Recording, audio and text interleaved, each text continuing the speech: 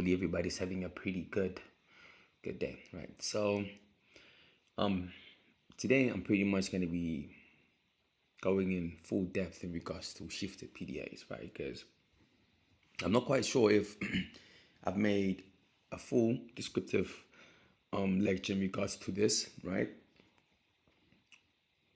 I've pretty much spoken about it multiple times within the live stream, right? But I may have not initially specified everything. Right?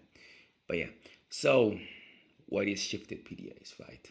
It is all just initially based off the price levels that initially price refers to, right? Meaning, if it fails to get to a specific PDA to react off, right? That means it's gonna look to project it a specific price shift. You understand? For example, we can have a clean slate like this, right? And have this look like this, right? Then we can mark out from this price range to right there, like this. This is me base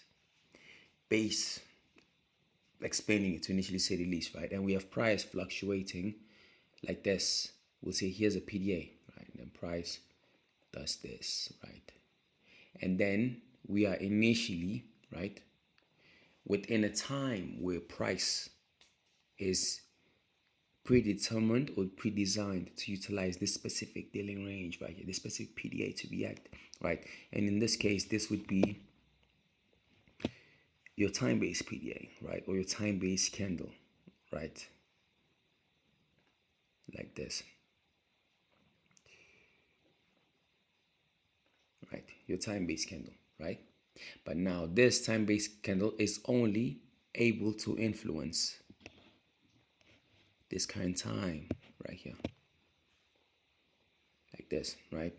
And let's say this specific time right here would be 07:45, right? That's the time right there. So for us to have a symmetrical PDA, this candle would also have to be 7:45 from a historical time, right? But now price is looking to react, where now you tend to see price hover and repel from this dealing ranges. Right now, it spools to the opposite direction, right? It's supposed to the opposite direction whilst never touching the PDA, right? It never touches it, right? So when we talk about shifted PDAs, right, shifting price levels is when price just refers to a standard deviation above, like this, meaning it's shifting the whole entire price level, right? And not necessarily touching, right, the time-based candle, the original time-based price level, right? So basically, we're seeing this shifted standard deviations, right? One standard deviation as a semi-price level, right? It doesn't have to be overly complicated, right? Because this is not something you always have to know, right? But if you want to go deep into it, do so at your own will, right? But yeah, we're gonna regard this as semi-price levels because they are symmetrical, right? Not the same, but they are symmetrical to the original price level, right? Digitally, right? When I say digitally, I'm referring to the numbers, right? They do not have to be any form of any psychological numbers, right? It's best if they are, but you don't have to go that deep into it, right? The price levels initially shift, meaning if price is not going to be able to refer to a specific price level, for in this case, we can say it is 100, right? And this is the open of the candle, right? Price is simply gonna look to refer to just one standard shift above that, right? And in this case, this would be 100 as a shifted PDA, right? These exclusive and these individual price levels, when I'm hovering the mouse like this, right? This is the easiest way I can explain it, guys, without confusing anyone, right? Or I think this is the best way I can explain it without overcomplicating things, right? When I am hovering my mouse like this, when I'm hovering my mouse like this, right? Notice that these price points are changing. Right? Can you see that? They are changing, right? Changing, right? So this each, understand that each individual price level, right? These ones here, forms at a very specific time. For example, I can go on a 1 minute time frame within this given chart, right? That we can say we have price right now. It's currently at this level, right? You see where it is now? Now it's up here, right? All of this is happening at a specific time, right? Each and every second is placing price at a different time while the candle prints, right? The removal indicates. While the candle prints, price is creating specific price. It's placing itself within a specific price levels. You understand? These levels are never the same, right? Meaning price rarely ever places itself unless it lacks volume, right? It never places itself in fixed price sections always, right? That's why it's continuously fluctuating. Price is just it's just a representation of where time was at a specific time. You understand? That's initially the representation of what price is, right? That's why I keep saying price, price, price, price.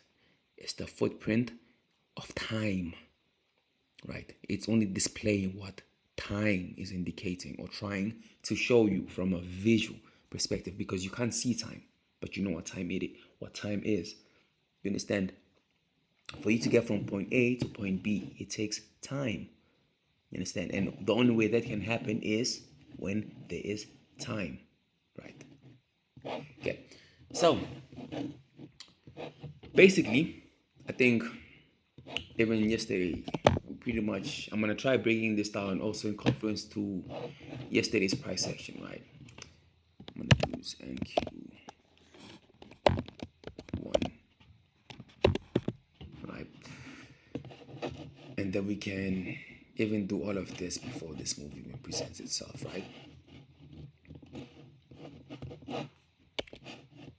Then we can enable our time-based PDAs, right? So this was initially the day of Monday, right? This was initially the price action that we had received on Monday, right? And then we have pretty much the new week open right there, the new week open gap, right?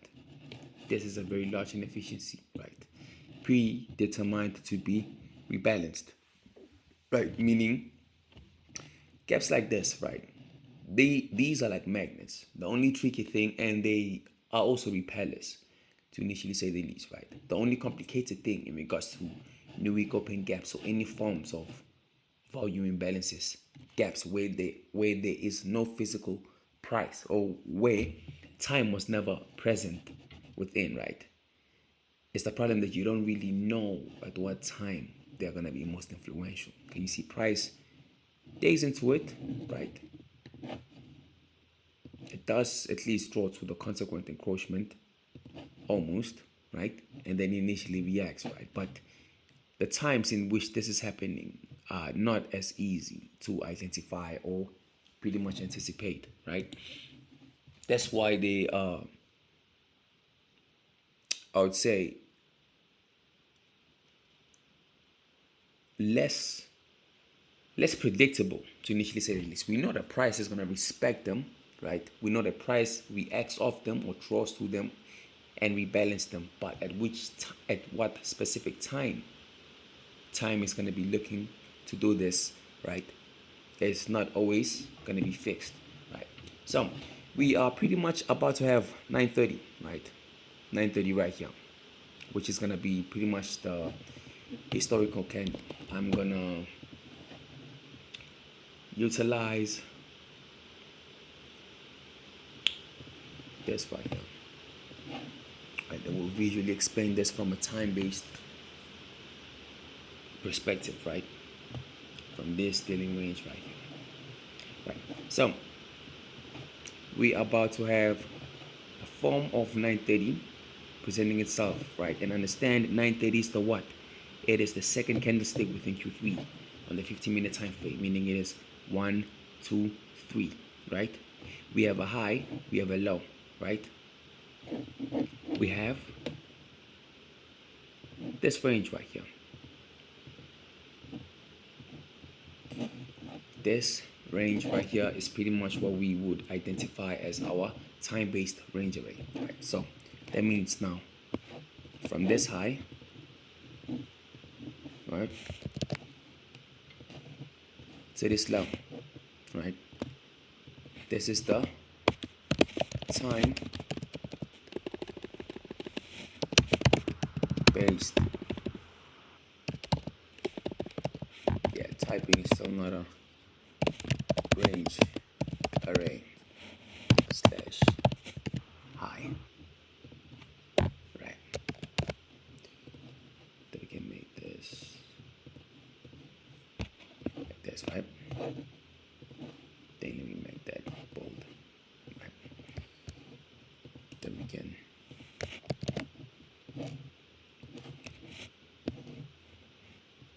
this is a time-based range array, meaning these are semi-symmetrical times, right? This is gonna be a range from 3 a.m. to 4:30, right? This, from a quarters perspective, right, is either Q3, right? If you're looking at price from secondary cycles, right, forms of 2, right? This is S1 because it's similar, right, to Q1, right? Q1 and Q3 are the same thing. Q2 and Q4, same thing, right? But now let's not even go into that. Right? So it's Q3.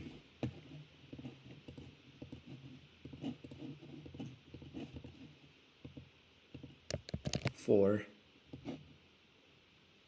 specifically Q3, right? That means this range right here is initially gonna be influential for this range, right? Same way this range is gonna be influential for this range for this range, this range for this range, right?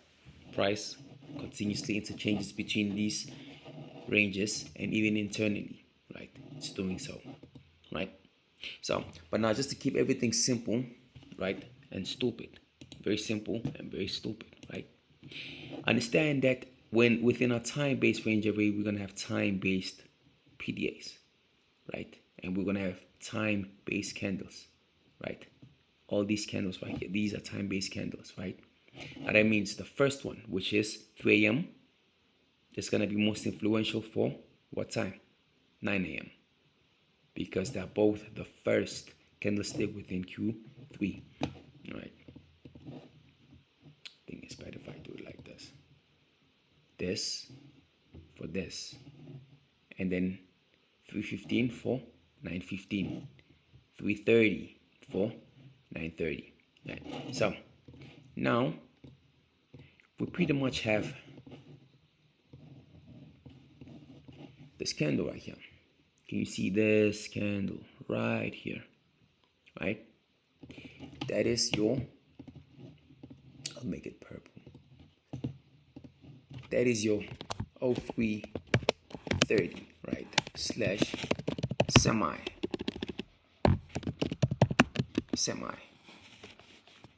candle, right? And this is a semi PDA for 0930, meaning it's gonna be influential, right? It is going to be influential for the price delivery at 9:30. You understand? Price is either gonna draw to it or react from it, right? And all this is pre-dependent on where price, right? We fix that. Where price open. If price is in close proximity to it, meaning it's near it, it's gonna look to react off it, right? So First candle, price opens, goes above, draws to it. Can you see how it barely even touches it? Right? Barely even touches it. Right? If I remove this, it barely touches it. Right? Now, the next candle state that's about to print is what time? 09:45. 09:45 semi-cycle or semi-time is going to be 03:45. So it is going to be this right here. Right? It's going to be this right here, right? Same thing, either draws to it or reacts above it, right? So when we talk about shifting PDAs, right, whenever price is above a PDA that you'd want to utilize for higher prices, right, you initially do a standard deviation above just to see where price is most likely to react off if it's not going to be willing to touch the range or the time-based candle, to be specific, right? And the easiest one that I would initially promote or advertise or advise, right, for the beginning stage, right, would be one standard deviation. It's very simple, very consistent. The other ones, they can get very, very complicated very fast. You understand? So all you pretty much do is you shift this one standard deviation above. Can remove the opacity, right? Okay, let me do this. 45, 4.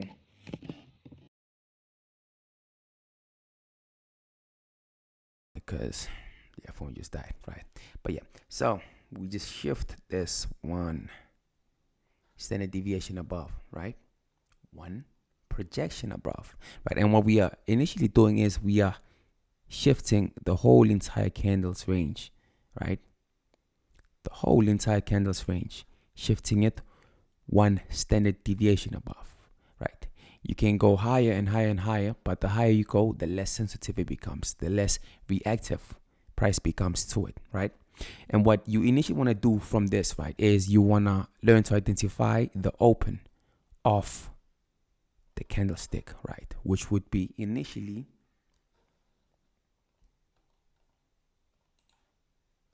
this price level right here, right? I'll make it white, right? Then we'll mark that as 03:45, right? That's the open of the candlestick, right? The open of this candlestick, that is the true candle open, right? So we can say true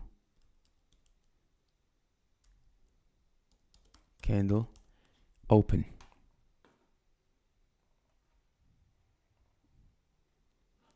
True candle open. This is where the true 945 price level is, right? That's going to be the most reactive price level, right? Price level for 945. Why? Because this is way 945. 345 truly is, right? So that too, we would initially shift a standard deviation above, right? Like this. Then we can have that in red, like that, right? And then we say this is a shifted true open. This is what we regard as a shifted to true open, right? This is where the true shifted semi price level is, right? So we also regard this as a semi price level, right? Like this. This is where the true semi price level is for this right here. It's the most sensitive, second most sensitive area between this and this, right? And as long as price stays above it, right, you initially want to see price utilize this for higher prices, right? That means now you can initially set yourself to look for higher prices within this given range, right? And if your stop placed just right below the normal candle area, right? The only time you want to do this, right, is because now you're trying to get involved utilizing via the stop, the true open, right? Because guys, in reality, you can take your execution for higher prices within anywhere of these levels, right? If this candle was above it, I would go long when price touches the standard deviation, right? But if it stays within the range, first priority would either be me going long on the consequent encroachment, meaning when price opens, touches the consequent encroachment level, right? I'm going long. Then I'm adding a position when price touches the true open, but my stop is still placed right below, right? If I want to be a bit aggressive, I'll have my stop at the consequent encroachment of the normal range, because I know I don't want to see price drop back there, right? And immediately as I push the button, I want to see price react. You understand? React, right? Now the rules are with shifted PDAs, right? For them to initially play out, right? The normal true open, right? It needs to stay untouched. This price level should never be untouched, right?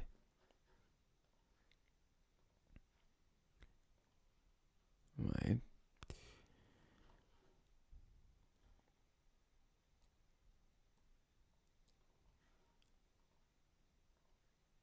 This price level should never be untouched. The true candle open of the original one should never be touched, right? Your price should only refer to the shifted one.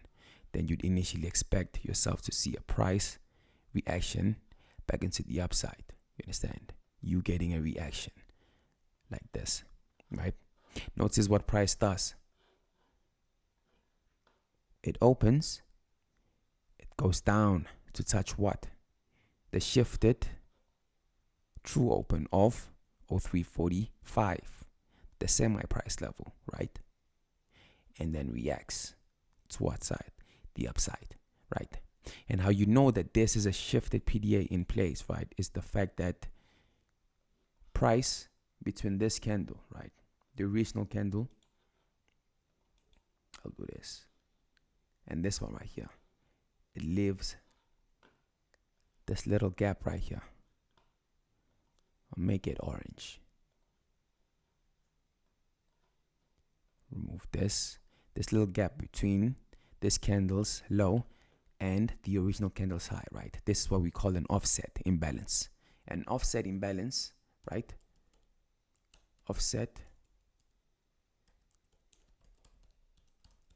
An offset imbalance, right?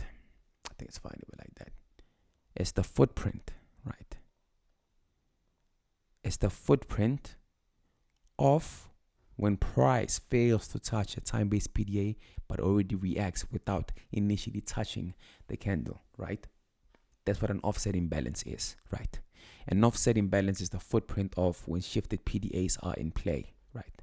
And in this case, they were fully in play. You understand, right?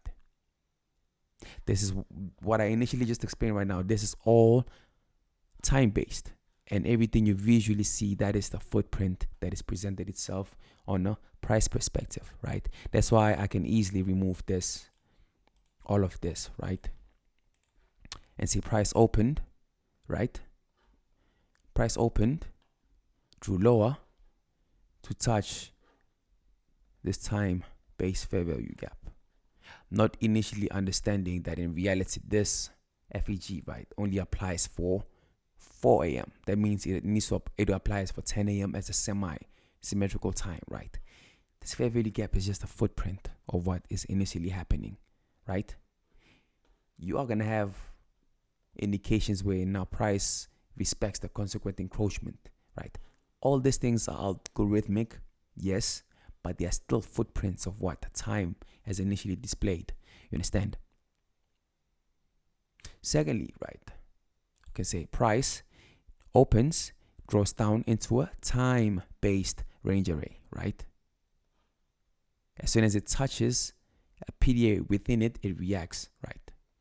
This is just further refinements, right? We went from the time-based range array to the time-based candles to time-based price levels, shifted price levels. And shifted price levels are indeed shifted through open, right? Because this is what we call time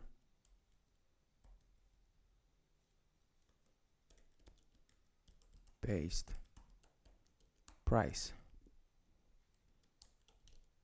levels, right? This is as easy as I can pretty much articulate it for everyone, right? This is as easy as I can explain, right, without adding any forms of confusion to this, right? It's the same thing when you guys are doing shifted PDAs utilizing the Asia session, right? All that is initially happening everywhere, right? Across all cycles. Sometimes price is using the London session for the PM session. Sometimes price is going to be utilizing an internal Q1 for Q2. Sometimes, yes, indeed, price utilizes the London session, right, for the AM session, right? Sometimes it utilizes the Asia session for the London session. All these things are dynamically interchanging. That's what makes this whole entire algorithm complicated, because it's a sequence that requires understanding, because it requires understanding and it feels random when you are unable to understand it, right? And the equations are continuously interchanging, but the formula remains the same. The only thing that price initially does is it refers to different price levels and different time levels. Symmetrical time levels or semi-symmetrical time and price levels, if that initially makes sense, right?